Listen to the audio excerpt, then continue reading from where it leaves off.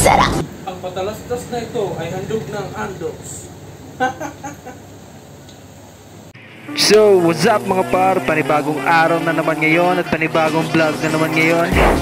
At nandito tayo sa Katarman at pupunta tayo sa Andox. Yeah, kasi pipili tayo ng Duquito Burger. Spicy sa akin at kay Mrs. yung regular lang. Kaya ako napabili guys ng Duquito Burger kasi nakita ko sa labas nung pumunta kami sa McDo ni Mrs. Nakita ko sa labas na meron pala silang Duquito Burger.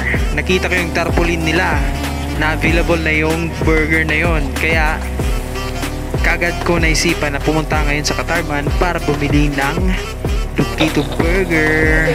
So ngayon liliko na tayo dito kasi nandito na tayo sa ating location lock kaagad. Andox Duquito Burger, labas yun na. Duquito Burger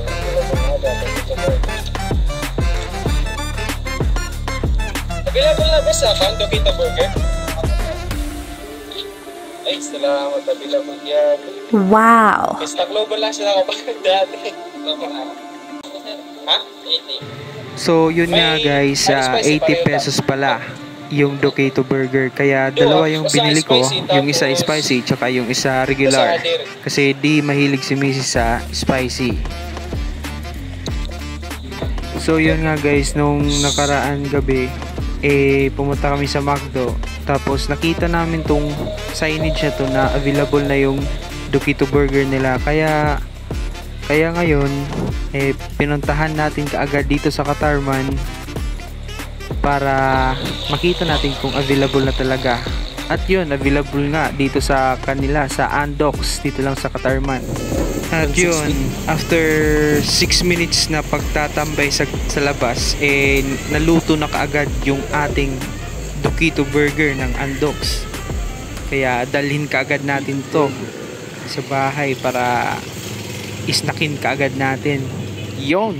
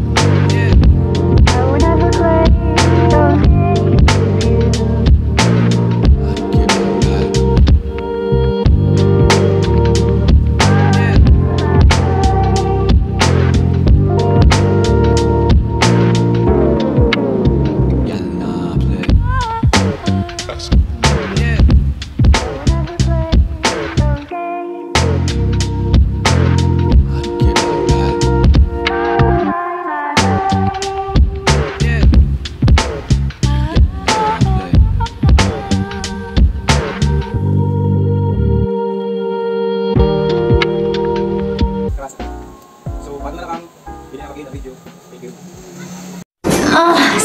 This video was brought you by Unboxing Manok ang Filipino. Shout out to Northern Samar Motovloggers. Thirst.